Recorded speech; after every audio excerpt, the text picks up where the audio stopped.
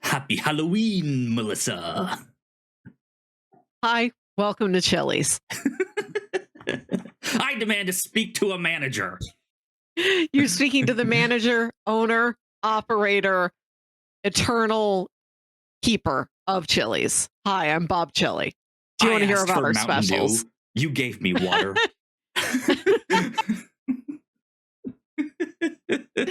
We don't have Mountain Dew Baja Blast here. We have Mountain Dew Void Suck. It's black. The flavor is unidentified. Happy Halloween, Melissa. Happy Halloween special episode that we always do here on the Captain's Log. This is about to be a lot of fun. Happy Halloween to you, a dark wizard. Yeah, some kind of dark wizard. If you're not watching the video version of this, I'm in this like monk wizard grim reaper costume. I don't have a mask on, but I do have a hood on over my head. I have this like silver chain with an emblem thing on it. There's like a little star and a green diamond. You definitely look like a villain from a He-Man or the Dungeons and Dragons cartoon from the 80s. You're one of them. Yeah, absolutely. And then you are Bob Chili himself. Yes.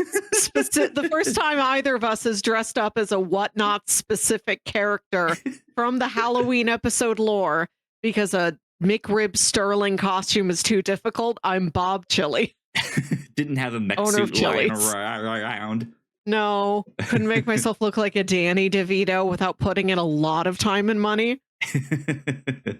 So I went to the thrift store yesterday hoping to find like a tacky 80s or 90s tie. And I found some, but then I picked up this just like normal preppy diagonal stripe tie. Sure, yeah. There's a label on the back that says it is made exclusively for a local private school. And I bought this tie because that private school, among its many illustrious alumni, includes horror legend Vincent Price. Oh, wow. So this is not, I don't think this tie is old enough that Vincent Price could have worn it. This probably belongs to like some 20-year-old boy whose mom finally gave it away. But the Vincent Price legacy is here. I feel his presence. Amazing. The Halloween spirit lives on. Great stuff. Well, today on the Captain's Log, we're going to be doing something a little bit different from what we normally do here on the show. And we have our Halloween tradition in which we take previous stories we've shared on the show, different anecdotes, different things we've mentioned on the show, and we retell those stories, but we retell them as horror stories. We twist them a little bit. What if it was slightly different than what actually happened here, and it was scary or kind of silly scary or stuff like that? It's scary with like big air quotes around it. Right, yeah. The biggest, most ridiculous air quotes you can find. The LaCroix of scary. Like, I vaguely taste that scary might have once been in this can. Exactly. There's a hint of it in the other room. Hint of scary. Yeah, indeed. On top of that, there's been some running inside jokes about McRib Sterling, this character we've made up. He's like our crypt keeper, our host who's telling these stories. He vaguely lives inside a mech suit, looks like Danny DeVito. That's new that he lives in there and doesn't leave. He's a little bit down on his luck. He has to live out of his mech suit. But yeah, we just have a good silly old time here on this one. If you guys did not know, my name is Kyle Springer, and I am joined, as always, by Melissa Wilkinson. Hello. Melissa, how do we want to do this? How many stories do you have kind of in your notes or what have you? I think mine are about 7. I also have about that many. Mine are very rudimentary and abstract this year. I have to go to bed pretty much right after this is over because I have to get up very early tomorrow morning to catch a train to a work conference. So my brain's kind of been elsewhere. My brain's in Chicago. Okay. That is a-okay. I mean, this one is kind of laid back anyway. Do you have one that is standing out? Do you have one that is screaming for attention here? Do you want to just start to see who has the earliest story? I didn't label the specific episodes. Let's see. Okay. Well, I do have one inspired by an episode we did back in February, which was the Commercial Hall of Fame. Okay. And we talked about the Quiznos sponge monkeys. All right. Who loved the subs because the subs were good to them. The sponge monkeys aren't around anymore. Right, it's an insult to their memory to say it in a normal voice and not screech that you love the subs. They've got a pepper bar. Has anybody else dared to have a pepper bar? Not that I know of. Not since Quiznos. Cowards. We used to be a country. We used to live in a society. So they love the subs. The subs were good to them. They're not here anymore. Is this because the subs stopped being good to them? I mean, when was the last time you saw Quiznos? Every once in a blue moon, they'll be like, "Oh, there's still a Quiznos out there." But it's like a cryptid. It's like a Bigfoot's hiding. It exists only in an office park. Yeah. You, a civilian, can't go to it. It's only like an engineering firm that keeps the Quiznos alive. Yeah. I don't know if most people nowadays are happy. And you could chart the loss of sponge monkeys and the unhappiness of humans against each other. And I wonder if because the subs stopped being good to them, they stopped being good to us. And we need to placate the sponge monkey gods. You give a god an offering, don't you? They need the subs. Right, they need the pepper bar. Yeah, if they don't, they might Hulk out here. I have my little Hulk glass. I too am drinking plain water. We've never done one of these on plain water before. That's a scary sign in and of itself, right? Like, I have to pop a melatonin quite promptly after I end my recording. I'm not also having alcohol in my system. I just have to neatly go to bed, neatly and healthily sleep for quite a while. What if the loss of Quiznos has disappointed the sponge monkey gods? They send their wrath. We must make sure the subs are good to them again. We have to figure out the formula. Engineers who still have a Quiznos, what's the pepper bar like? We need to recreate it. They're tasty, they are toasty, they are warm because they toast them. If we no longer toast the subs, the warmth will be gone from Earth.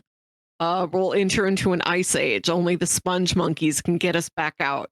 Yeah. Well, I for one welcome our new sponge monkey overlords. I think they will be good to us. Maybe they went to the moon because they do also love the moon. They loved the moon first before they ever loved Quiznos. Oh, good stuff. So I actually also have one from that episode. I'll just jump right to that one, which was episode 289. The Commercials Hall of Fame. Melissa, we talked about Jack in the Box and the weird mascot from the Jack in the Box and his human wife. In some kind of commercial that I am not familiar with. I have not seen. Apparently there's Jack in the Box commercials. She was in many commercials. Yeah, either don't remember them or blacked them out because they were so weird that why does he have a regular human wife? That's strange. Why is there not like a jackass in the box? A Jill? A Jill in the box. Sure, there you go. Yeah. But yeah, we like you were the one that brought those commercials up, and you were like, it's just strange. The whole thing is strange. And then later in the year, Melissa, we watched a movie called Titan, in which a woman pleasures herself using a car, the stick shift on a car, and that impregnates her, and she has this weird little car baby by the end of it. And if you think that's a spoiler, oh boy, watch the movie. That's nothing. Yeah. There's so much other stuff happening in that film. But what if she has little mascot baby? What if we get a little bunch of little, like, born as mascots? Born as mascots. Right? This is what I wish the movie Him was. Like, you have to breed a mascot, a big living foam bull or whatever your mascot is. It's like, we need this to really be alive. We got to make one of these. We got to merge man and beast into mascot. Go ahead. Jackbox had a human wife and a Jackbox son. Right. What you're describing has already happened on national television. Yeah, but what we don't know is the mascot a human on the inside? Or is that them? Is that round white head with the yellow cone on is that part of his head? It's like Toad in Mario Kart, where you're like, is that mushroom head or hat? Of him? Yeah, is that head or hat? When I was 15, a girl at a sleepover told me that in the old movie Nosferatu, that wasn't makeup. They just found a guy who looked like that. Hey man, we'll give you $50 to be in our movie. Like, there was just this freak walking around on Earth, and conveniently they put him in a vampire movie to scare us 80 years later. And this is like the modern version, except maybe like the 2006 version. Like, not modern, because I don't remember the last time I saw the whole Jackbox family in a commercial. He just looks like that. They just found him. Right, that is a movie I would love. This mascot, I think that's real. I think he's from somewhere. Like, the owners of the company went out and, like how Willy Wonka just found an island of Oompa Loompas. Right. Like, these people work for me. Yeah. It's not a guy in a costume. He's just like that.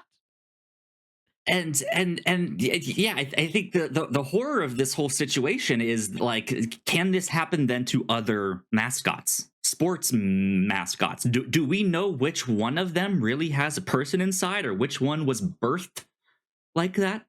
No, we don't. We may never know.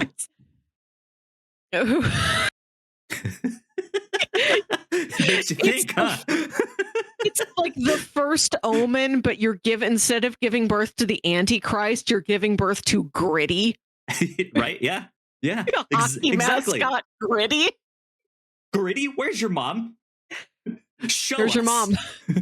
We have some questions. What if two of them are brothers? Like, remember the Super Bowl where it was the two Kelseys against each other? We never stopped to ask if we never checked if there's one woman out there who has birthed the Philadelphia Eagle and whatever the Chiefs mascot is. I don't know. So yeah, that was my my horror story. What if Titan, but mascots? What if a mascot was just a creature that was bred and birthed from a human woman to run out there on that field? Is chilling. Really look forward to that, and him too. Exactly. While we're on the topic of brands, I told you about the Taco Bell shelter, which is a pavilion in a local park, just a normal pavilion like any other one that you would rent for your kid's birthday party and grill a few hot dogs. But the sign on it says Taco Bell shelter. Not even in the Taco Bell font, no Taco Bell branding or logo. It's like it's just any other name, but it's Taco Bell. And I have no idea what the story is behind this. I Googled it. I could not find it. I don't know who I ask about when and how and why Taco Bell bought like just the basic rights to the shelter. Not even the right to put their logo on it. Like it could have been named anything. And we talked about what if the Taco Bell shelter in Creve Coeur Park is where all Taco Bell executives will hide in the event of a disaster. Like how there's conspiracy theories. Bunker. Yeah. Right. Like the government surely has their bunkers. You know, they must have a real one. And then there's all the conspiracy theories that they're going to go underneath like the Denver International Airport. And we're like, what if that's that's where everybody who does Taco Bell goes? So what if there is a disaster or a disaster is looming? Maybe a missile is about to strike America, like in the upcoming film, Catherine Bigelow's A House of Dynamite. And all the Taco Bells, all the Taco Bell employees, all of them together. This goes farther than you think. They've colluded. Yes, all of them. Every person from executive down to chip duster, nacho cheese maker. They go into an underground paradise bunker beneath Taco Bell shelter. But the crisis is averted. The missile just gets bonked back away into space and it blows up a star we don't know, and we're fine. Crisis averted. But we can't get the message down to them. Nobody associated with Taco Bell. They took the Taco Bell alumni. So anybody who ever is or has worked at a Taco Bell is in a paradise bunker underground. And we can't get to them to say, it's okay, come back. We want our nachos Bel Grande. So the rest of the world just has to keep going with no Taco Bell. Like the buildings are there, but nobody knows how to do them. They're just covered in signs that say "Yo quiero Taco Bell." Yeah, we want Taco Bell, but the knowledge is gone. They took the knowledge with them. We have these husks of buildings. We don't have the lore. We don't have the ancient teachings on how you make the Mexican pizza. Now, as a owner and general manager of a Chili's, yes, is this because before in a previous job you worked at Chili's, thought you knew better, and they fired you, and you were like, well, I'll show them, and you became an owner of Chili's, and then you locked them all down there in the bunker to constantly breathe in their own chip dust and whatnot for the rest of their remaining lives? Or no? Did this just happen randomly? What happened to me, Bob Chili, is that I am a scion of the Chili family, but there's too many of us. We can't all manage one of the big, good Chili's, like New York City Times Square Chili's. So they sent me to Chili's in Void. I am the general manager of the Chili's that's only in fog and mist. You open the door, you don't know how you got there because you look out the windows and there's nothing but darkness and fog. Now, is this the unidentified flavor of Mountain Dew Void Suck that you mentioned at the stage? Void Suck is exclusive to our location. But no one knows what Taco Bell tastes like anymore. So Chili's, Times Square, New York City, they do have a Mountain Dew Cherry. They have a normal one. We didn't get that one. Our exclusive flavor is Void Suck. And it's black and it tastes like black. I did have a new flavor of Mountain Dew this past week that I haven't had before while I was out in was Montana. It was honeydew. Mountain Dew Whoa! honeydew. It was actually pretty good. I really liked that one. I want to try that. Yeah, if you can find it, check it out. It's pretty good. Where'd you say you were? I was out in Montana visiting some family, and Cool. and we went to Pizza Hut, and they happened to have Mountain Dew honeydew. Wow, I would especially love to enjoy that with Pizza Hut. Thanks for telling me. You're welcome. It's not an ad or anything. Just I had a new Mountain Dew. I have not seen the TV show Paradise, starring Sterling K. Brown, who also went to MICDS, where Vincent Price went and where this tie went.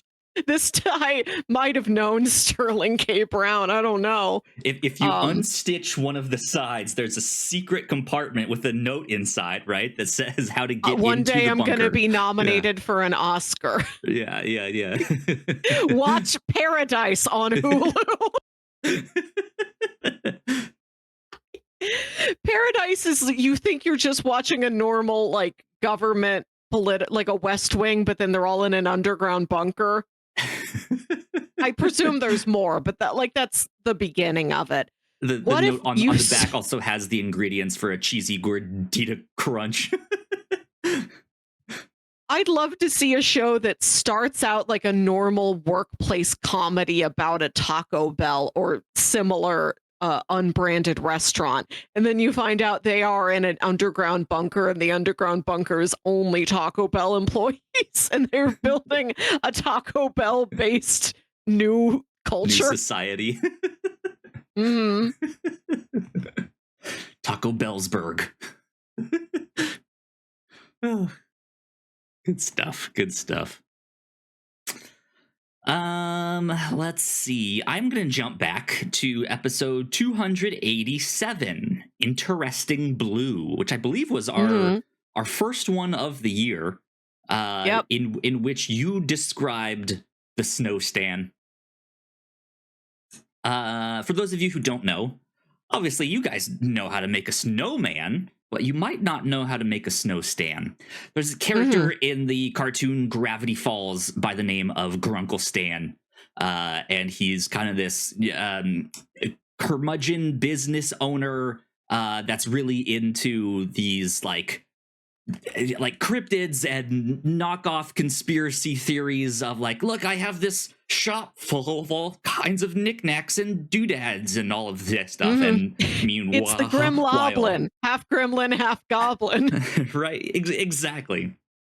And meanwhile, his niece and nephew, who's there for the summer, are exploring the nearby woods and are finding actual cryptids and weird things happening in the woods and time travel, and they're making copies of themselves and all sorts of stuff.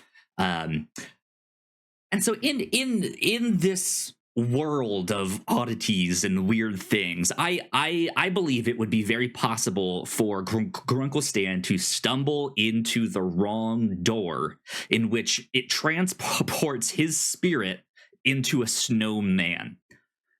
He gets Jack Frosted.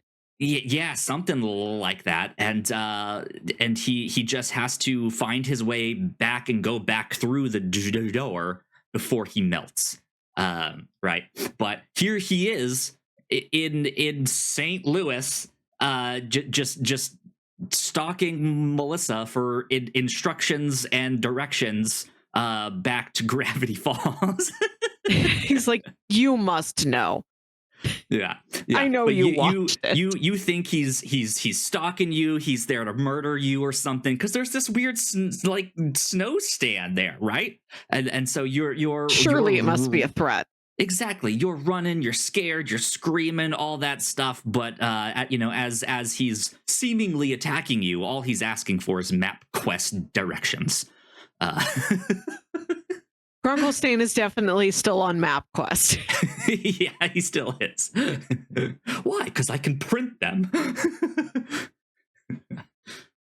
But yeah, he wants my help.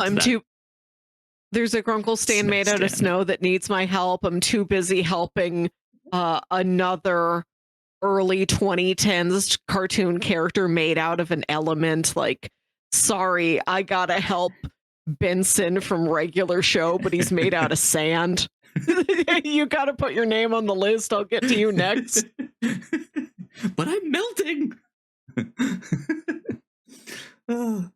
Yeah, I wonder how often something like that happens, where someone's soul gets trapped into some other kind of humanoid or not so humanoid snowmanoid.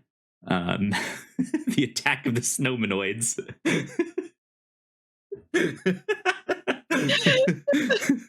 Oh, that's great. Speaking of pop culture references crossing into your world and coming for you, we went to the City Museum when you came to visit over the summer. Great place. And I was sharing with you a memory. And the City Museum is this big, wild arts and crafts, jungle gym, playground, mystic realm.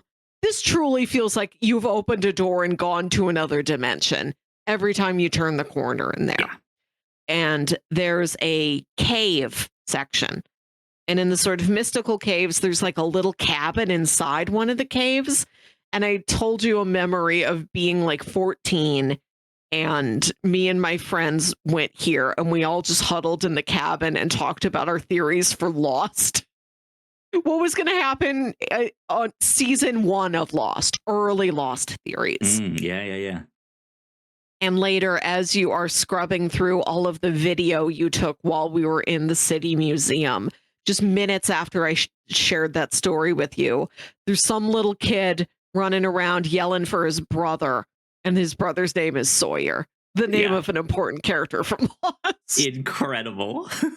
very, very eerie. And what if, I feel like we summoned that. And you and I talk about Lost all the time. Lost is a lot of what me and my friends talk about in general. Once Lost has got its hooks into you, it never lets go. You can always have a deep conversation about Lost anytime at the drop of a hat. So what if we keep doing it and we just keep summoning more Lost stuff until like there's a polar bear here. What's a polar bear doing here? What's that 4-toed statue? Though, to be honest, finding both a polar bear and a 4-toed statue in the City Museum feels normal for them. There's an Egyptian section already over there. There might be a 4-toed statue in there right now. There's probably a towerette. Yeah. Yeah. We just, all the stuff from the show starts appearing and we catch on. We're like, it's Lost. This is how we do it. This is how we get into the world of Lost. We have so many theories. And imagine this is when the show is still happening, when I'm like 14 years old with my friends. I give you the monologue that Ben gives to Locke about the mysterious room that anything you want just appears in there, right? It's a magical room. What if you have so many Lost theories and you think that's the world I gotta go to? I have the whole thing figured out. If they just put me on that island, I would solve that mystery. And you manifest it and you get there and you're like, oh no, theories about lore does not mean I know how to survive. I can't fish. Jin doesn't want to talk to me. I can't hunt boar. So you're like, if only I could get there, I could solve the whole thing, and you just die before you can solve anything. It's a deserted island and a terrible place to be. Yeah. I'd be like Arzt, who gets blown up by the dynamite. You get Arzt. Dude, that happens to you. Arzt on you. Right. You insert yourself into the show, you take his place. And it's this alternate history about what if Arzt lived, and it completely changes the path of the rest of Lost. Arzt is a major player. He's one of the... Jacob chooses him. He's the reincarnation of Jacob, yeah.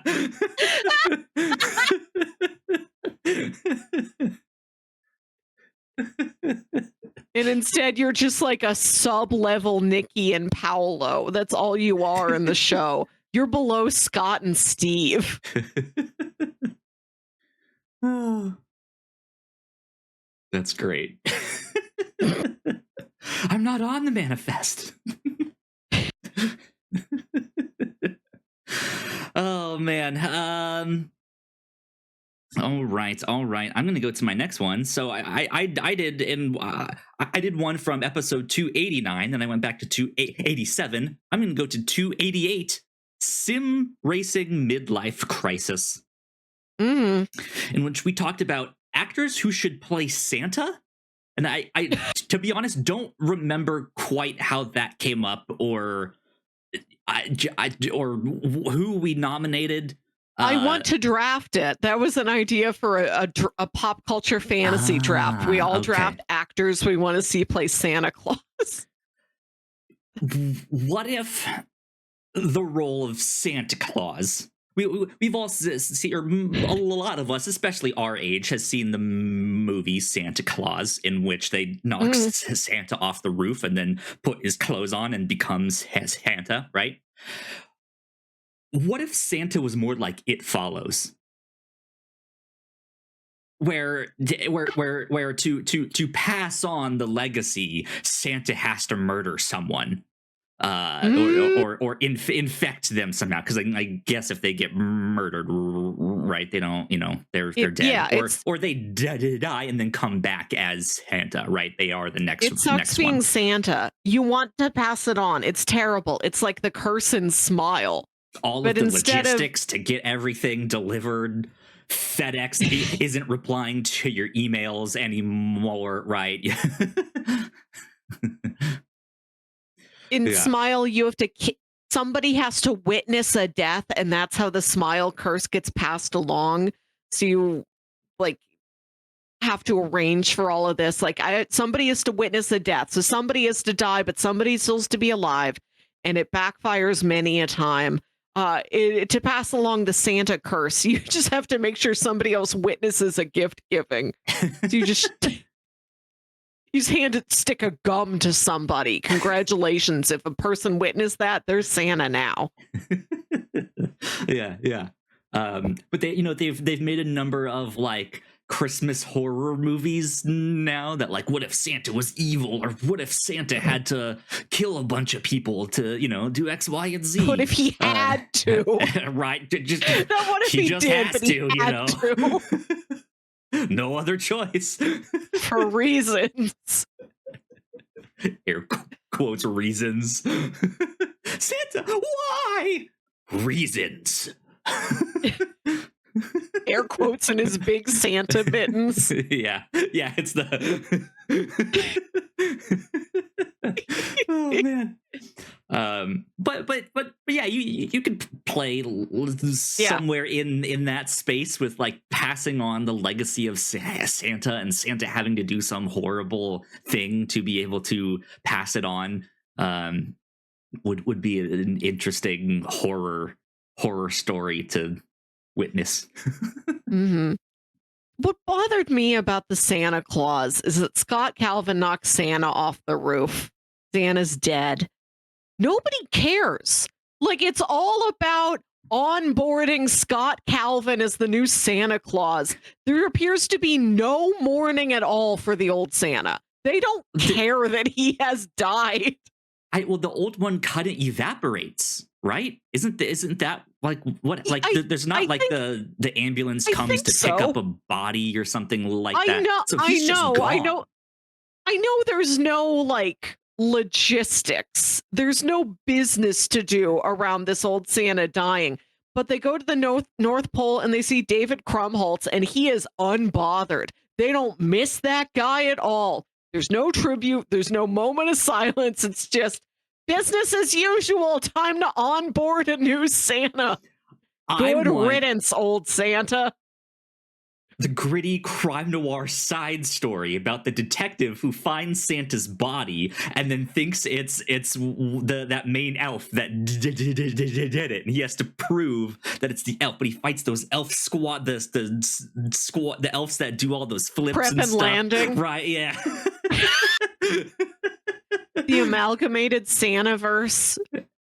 What do they all do together? Oh, it's a crime noir. It's an episode of Perry Mason, basically. Mary Mason.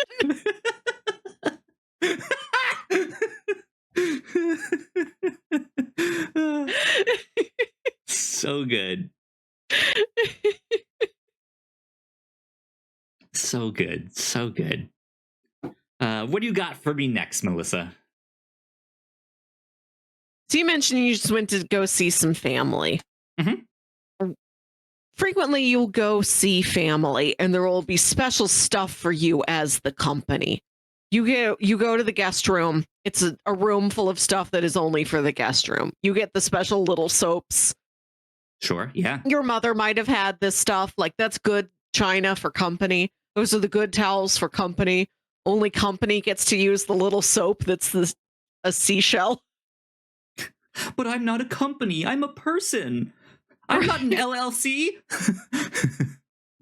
It's for guests. It's for grandma. It's for aunts. It's for my old college buddy who happens to be in town for a conference, etc., etc. It's never for you. Mm-hmm.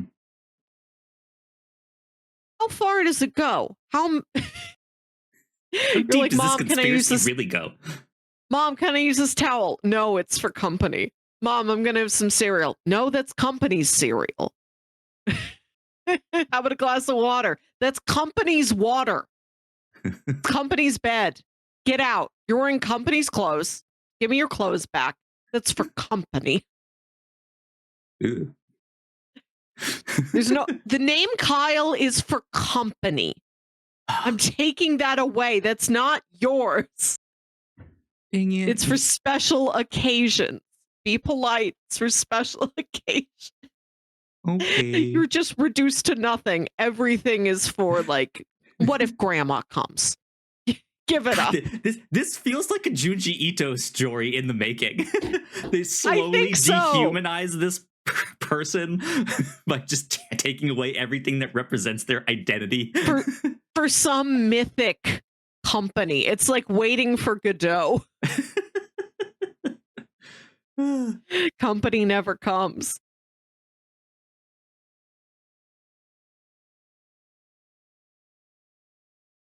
Yeah. I forget. Is this from the guest observatory?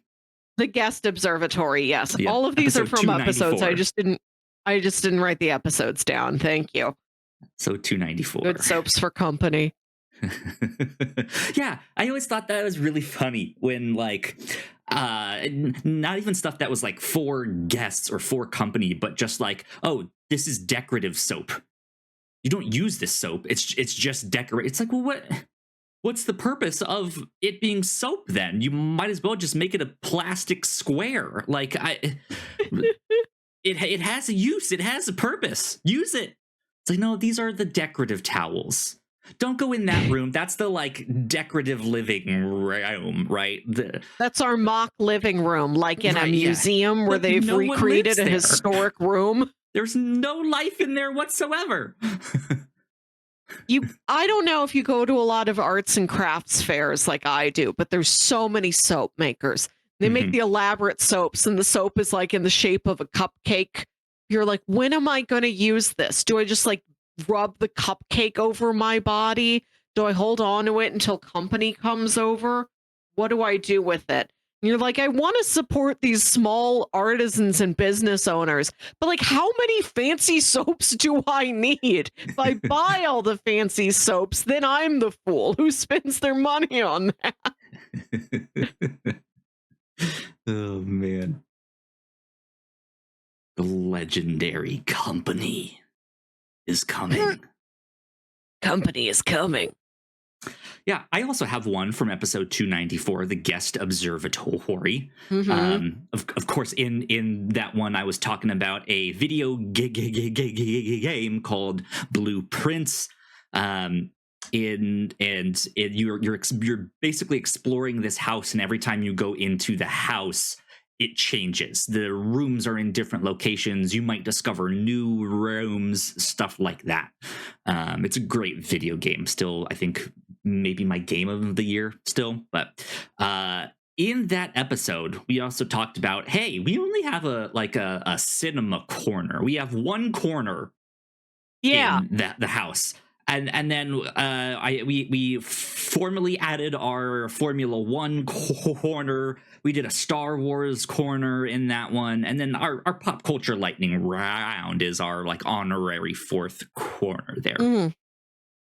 So in the spirit of adding corners, Melissa, what if your walls just ever so subtly started growing to the point where it needed a new corner? Your four like wall bedroom just like ever so slightly now just has a corner, like not even that much, but just little doop, like has a corner now. This is how you get a house of leaves. Yeah, exactly. But instead of like you open this certain closet and it just this endless blackness into the abyss and a giant atrium and spiral staircase that goes into the depths of who knows what for years on end, you just have new corners that pop up in different rooms. But of course you go outside and everything is still normal. Right?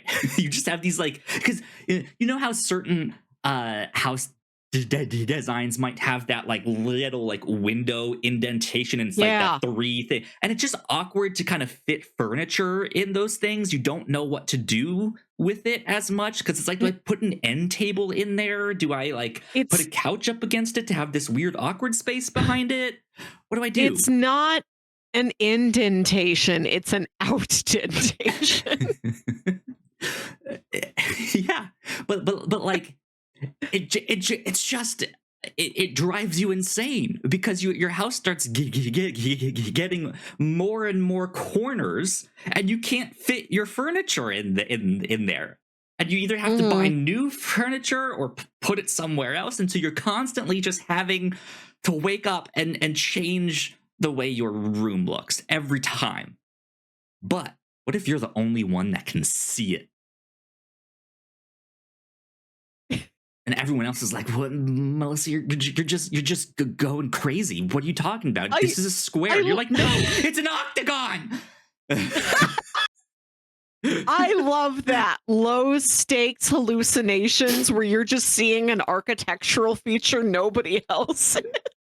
Not even anything as important as a window. You're seeing phantom crown molding. Yes, yeah. Now I have to move my bed for the 6th time this week. My niece was playing some game on her tablet. Something, I don't think it was literally Minecraft, but it was something like a Minecraft, like a sandbox open world construction game. Where you build like your own little house and environment. I don't even know if it was an on-brand one. I think it's like an off-brand one that is targeted for little girls because it's full of like kittens. Okay. Yeah. Not really Cozy no clue game. what it was. Yeah. But it's that model of thing where it's like blocky and archaic looking and you're building a thing. And she shows me the house that she built and she's like, it's just a really long hallway. And I'm like, I'm so proud of you. There's no bedrooms. There's no kitchen. It's just a hallway. Just a one really long hallway is exactly what I would do. Great. Love it. Love it. What do you got next, Melissa? In our last episode, Gadsby is Lonely, I talked about volunteering to help set up for my mom's church's fundraiser trivia night. Yeah. And there's all of these raffle baskets. And I've been to a ton of these types of things. I've seen 1,000 raffle baskets in my time. And there's a lot of the same standard ones. But this trivia night just throws all of that out the window. Or, well, the baskets are mostly normal, but there will just be things in them that don't belong there, and I don't understand why it's not a separate basket. Like, why is this all restaurant gift cards? And then also a shampoo and conditioner set as one single thing you bid on. Why? Yeah. Put that in the spa set. Like go. And like they've got the collection of all the gift cards together, and then they have the little sign-up sheet where you write like your silent auction bid that lists what's the contents of the prizes. And that lists like there you see something that's not written down on the paper, and it's like, well, do I get the gift card there or not? Is this a phantom gift card? Yeah. What if you thought you were bidding on something normal? And you get the normal thing, absolutely. You do get the crock pot and oven mitts. But it came with something else that they didn't disclose. Something that wasn't on the list or the pictures. So, yes, some terrible, immense power. And you're like, why isn't terrible, immense power its own item?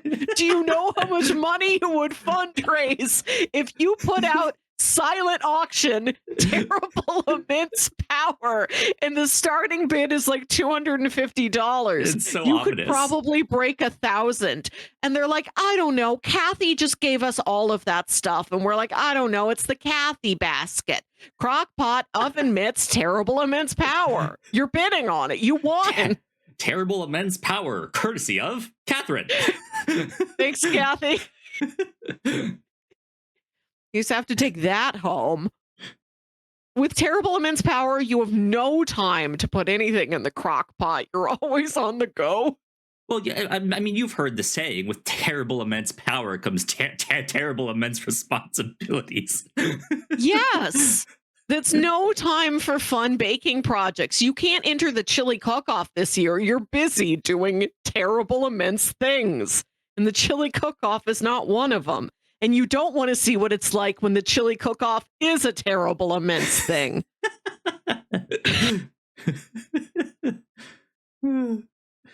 It's like the Boston molasses flood, but just chili. Now, is this terrible, immense power? Would you say this is some kind of like curse that is thrust upon you, or are you now can like read? This is like surprise. You're now Santa. Like you have a terrible, immense power. Like you got to deal with all of these logistics. You just have to donate it to another fundraiser trivia night. You got to put it in a basket yourself, encapsulate your terrible, immense power in a basket wrapped in cellophane and little springy ribbons, the little ribbon pigtail coils. I see. This lady wrapped everything in ribbon and made me curl the ribbon, but the ribbon she cut was way too long. I'm like, why didn't you just buy pre-curled ribbon?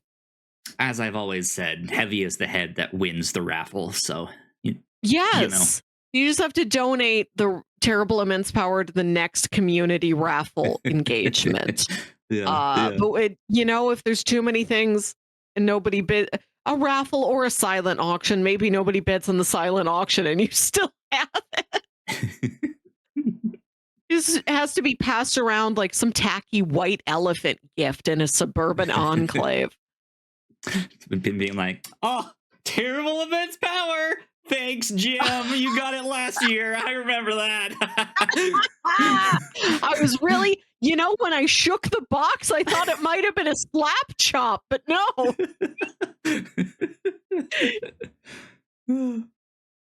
Good stuff. Melissa, in episode 293, entitled Mood Chairs, I think this is when they did the Marvel announcement with all of the chairs there, that like 15-hour live stream, you also talked about seeing some movie with the Beatles, I believe, and they had different popcorn buttons, or it's coming out. No, time out.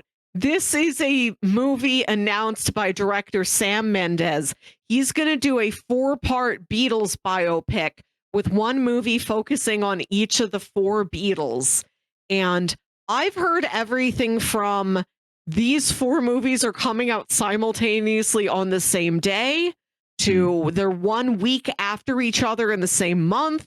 They're quarterly for a year. Like, there is going to be an opportunity for you to sit down and watch like a 10 straight hour marathon of the Beatles movies that's, when combined, going to tell the whole story of the band.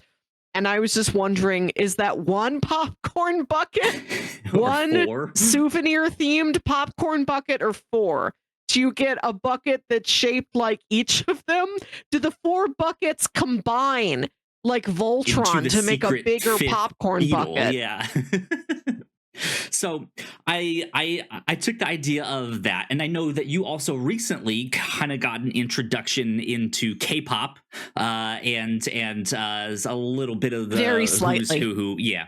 I also know very little about K-pop, but I know that it is kind of this corporate entity that right there are these bands that are like, you have to audition to be a member of them, and your songs, you have to be a trainee first. Yeah, there's this like corporate aspect to the whole thing. So I kind of mixed those two, and I was like, what if those 4 popcorn buckets do really Voltron into one other thing, right? And what if to make the perfect K-pop star, they Frankensteined, they Voltroned a person together to create the perfect K-pop star.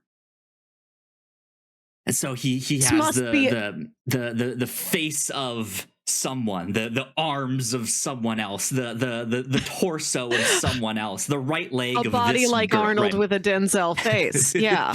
Sure, I don't know.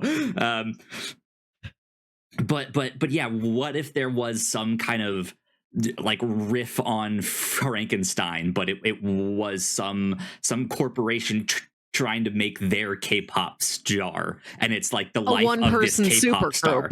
Right? Yeah. This must already exist. There has to be something, right? This has to be an independent horror movie somewhere.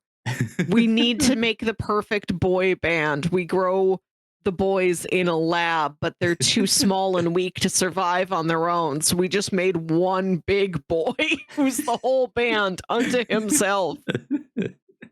Yeah. The boy named band.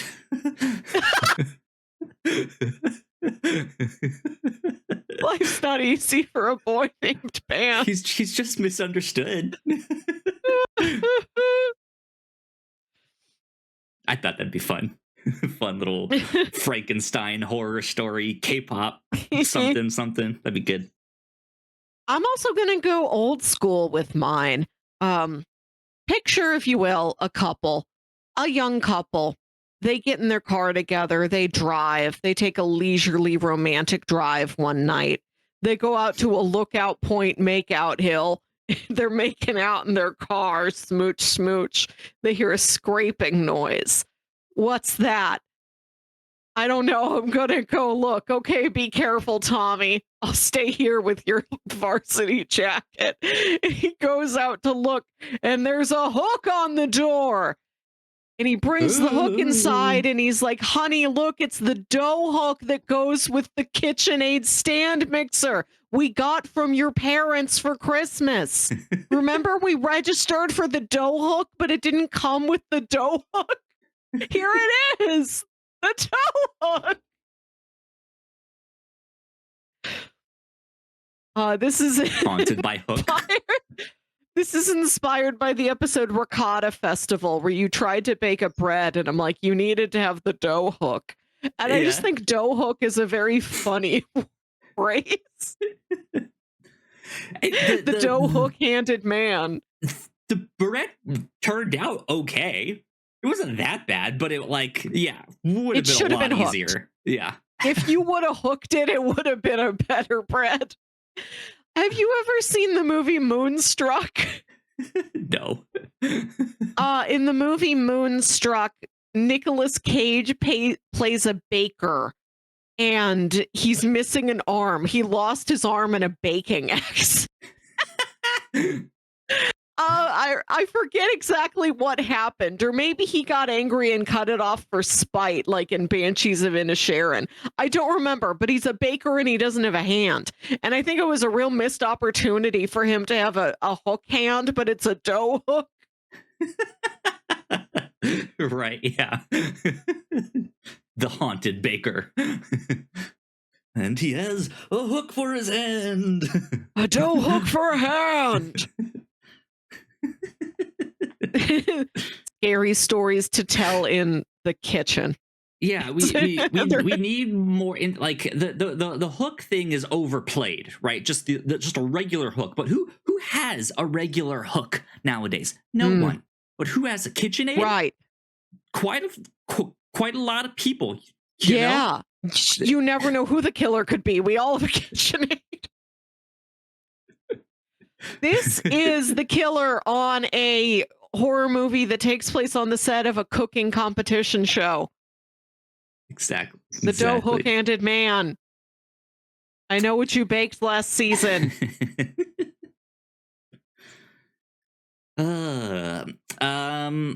Here's a real stupid one. Episode 297. The Big Gooey. Melissa, what if St. Louis in its entirety just got turned to Jell-O? That's it. That's my story. Just, I wouldn't call Jell-O gooey. Well, just, but like, what if it turned to goo? Some kind of goo, and it's just sitting there in the sun. It's melting all day, so, you know, melted. It's gooey. We're by the confluence of the rivers. We, more than any other city, should not be a goo, because we're just going to goo straight into the Mississippi River and gunk all on down Arkansas and Louisiana and gunk out into the Gulf. Just the whole ocean. Gunk out into the Gulf. but like, I feel like this could be one of those good, like, 1950s sci-fi horror movies, right? Like Attack of the 50-Foot Woman, or Them, the one with the giant ants, right? It's just like the entire city got turned to goo. The blob, I don't know if the blob comes from nothing or if a thing became a blob. Was the blob a man once? Or was the blob just like from test tubes? It just grew up out of a test tube and like just kept eating guys. He was the failed experiment of the last K-pop star.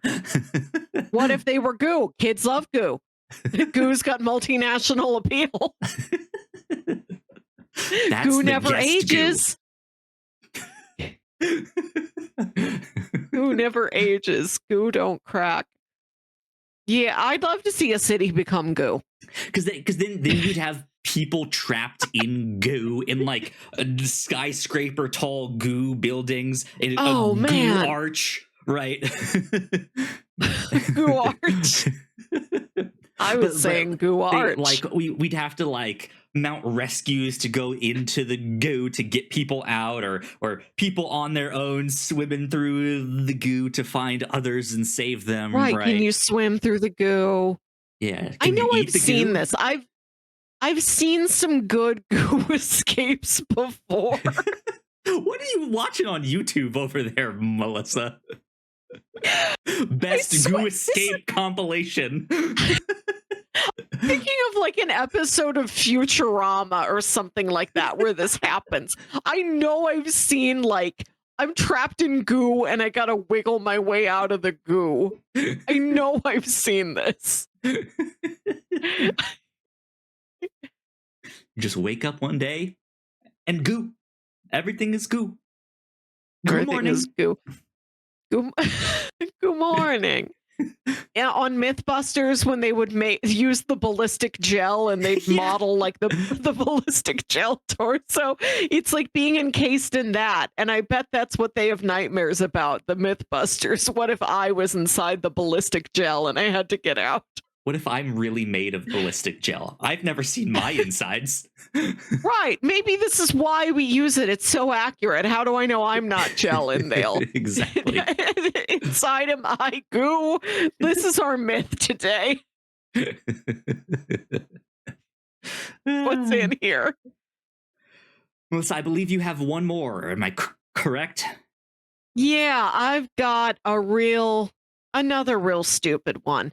Also in episode 300, our St. Louis travelogue, you talked about a stop you made on your way home from St. Louis to the Uranus Fudge Factory. Mm-hmm. This is a small town in southwestern Missouri, kind of midway between me and you. Small tourist stop. Yeah. I think there might be an actual town of Uranus, but it's mostly this little tourist stop that looks like a fake movie, like a town square, like in a Western where you got the one main street with the saloon, and it's Uranus Fudge Factory and other butt puns. There's like a tattoo parlor. I don't know. It's rowdy stuff. This is what all the kids from Rolla go do on their breaks from college. What if there were aliens who came to Earth from planet Uranus? And every time they said it, we laughed. We just chuckled. We were scared originally, and we intended to keep being scared. But they say Uranus, we just break. We just chuckle under our breath, and the aliens are like, "What's that? Who laughed? Why? This is our planet. This is our home. We've pride in Uranus." And we all keep laughing. They're like, "What is this? Explain. What is this human weapon? What is that noise?"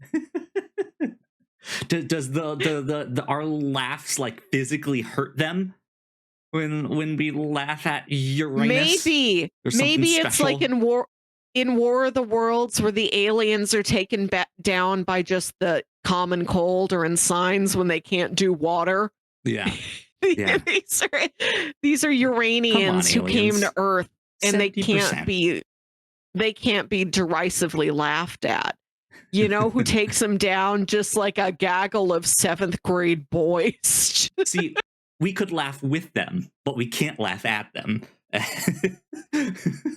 They don't understand laughter. They have none of it in Uranus. No jokes in Uranus. Uranus is zero fun, sir. Zero fun, sir. Yeah.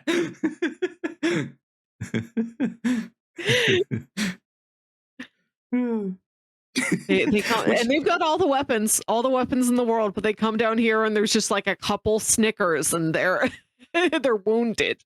To be honest, you're not far off from some of the things that they do at the Uranus Fudge Factory. They do have little like alien characters that came from Uranus.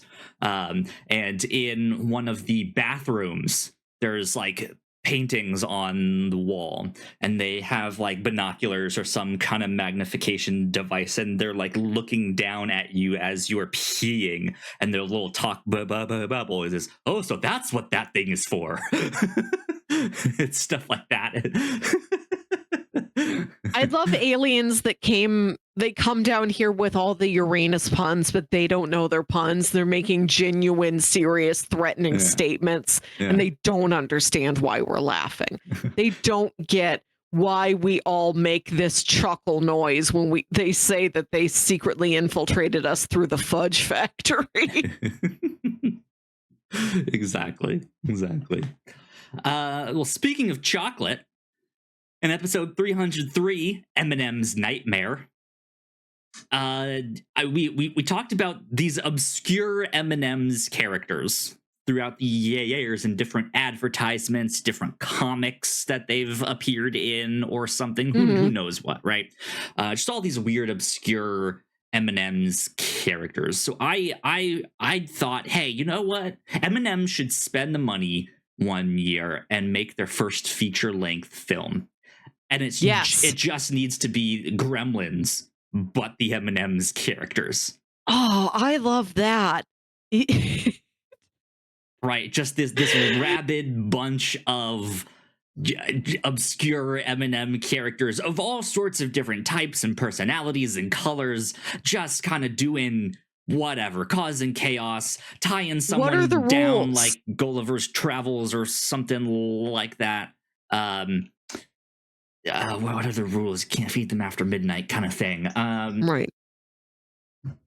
Ooh. Don't get a peanut wet. I've been saying that my entire life, you know. I don't know. God, it has to be something about like tearing the wrapper or something. Like don't tear an M&M's wrapper after midnight. Mm-hmm. Don't try and just suck them white. It can't be that they don't like sunlight, because they famously don't melt because of their candy coating. So like sunlight is fine. They're not allergic to that. I do love the idea of the style of the long-awaited M&M's movie is just Gremlins madness. Yeah.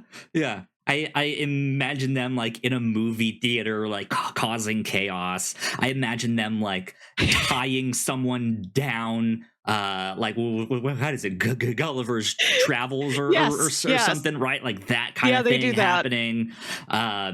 Just like having to constantly collect all the M&M's minis, like, no, get back here, where are you? Right, just constant chaos. Someone at one point has to scream out, "There's too many of them!" Right, and like fall over. There has to be a joke about, no, I said no brown M&Ms here.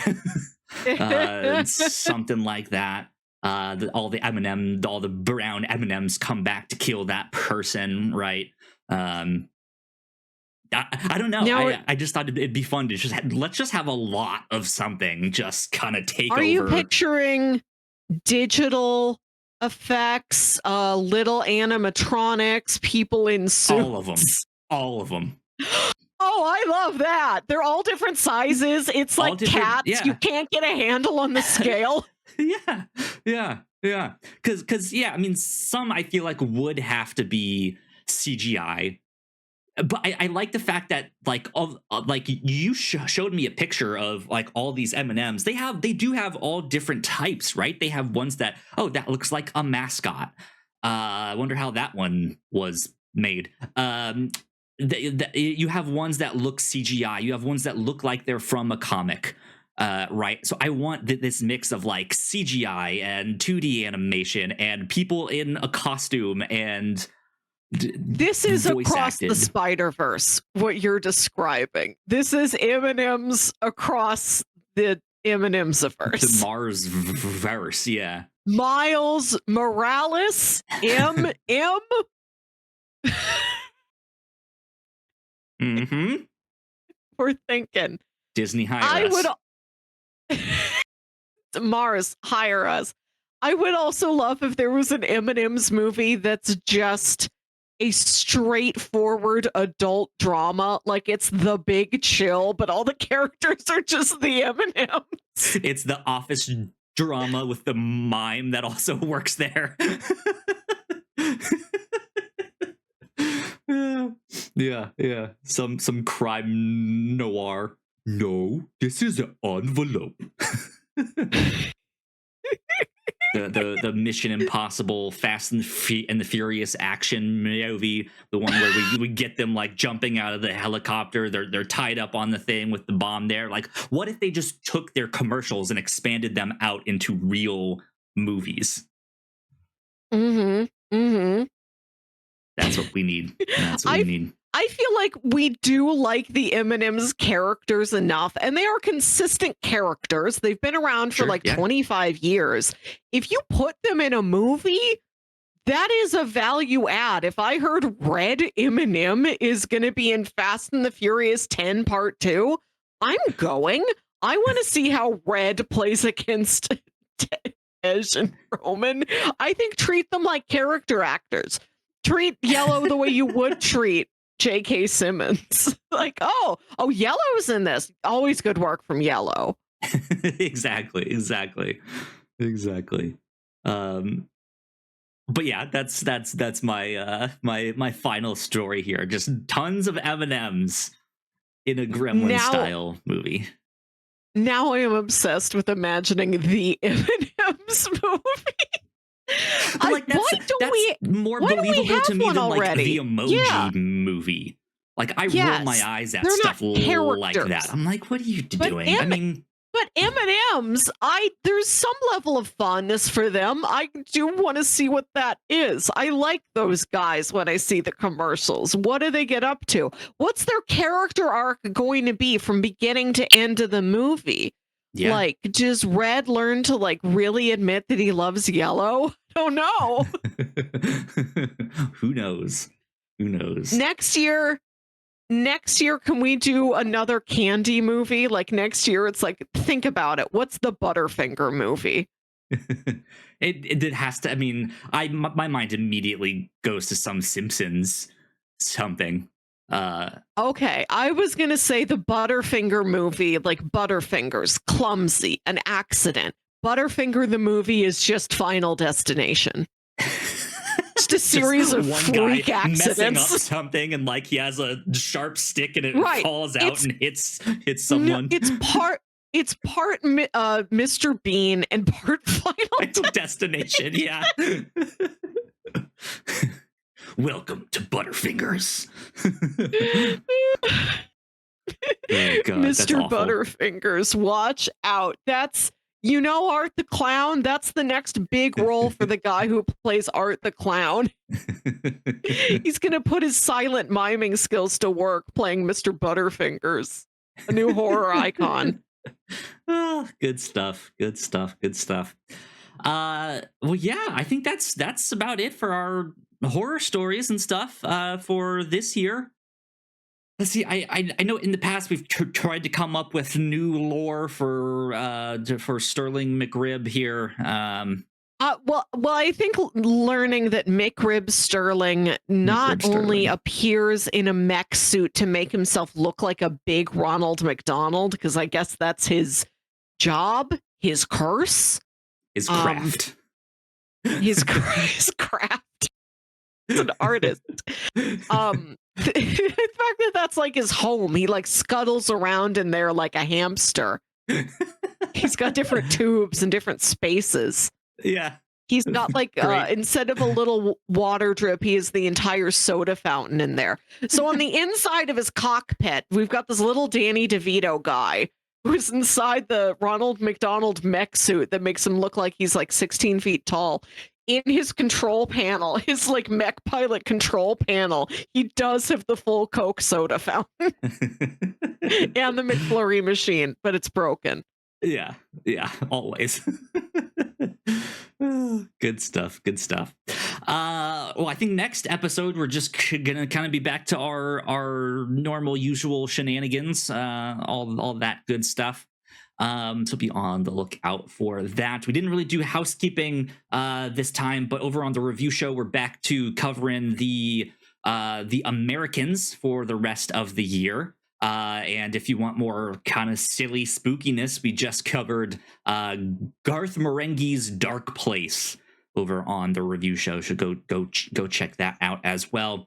But yeah, I think we've already kind of mentioned it once earlier on the show, but I feel like this is why not shout it out here as well too. Next year we are taking all of the podcasts that we do here at the Whatnauts, and we're just smashing them into one podcast, one feed. We're still going to be doing things like this on the show next year, but we're also going to be reviewing different movies and comics and stuff that we watch on them, but it's all just going to be one feed. So be aware of that, because I don't know if I'll have to set up a new feed, a new podcast RSS feed or what. So more details will come down the road. Of course, we'll have all of that situated and finalized by time we do our end of the year Grand Prix celebration, so we can tell everyone what to go do, and all that good stuff. So there you go. Well, yeah, I think that wraps us up then. So, Melissa, where can the people, if someone would like to lodge a complaint with Chili's, where can they contact you? You can email Chili's at yourhostmelissa@gmail.com. Indeed. If you'd like to get in contact with me, I am at Yo Kyle Springer. And if you would like to stay up to date with all of the stuff that we do here at the Whatnauts, we are at thewhatnauts.com. So please go like, share, and subscribe. You guys know the deal with that.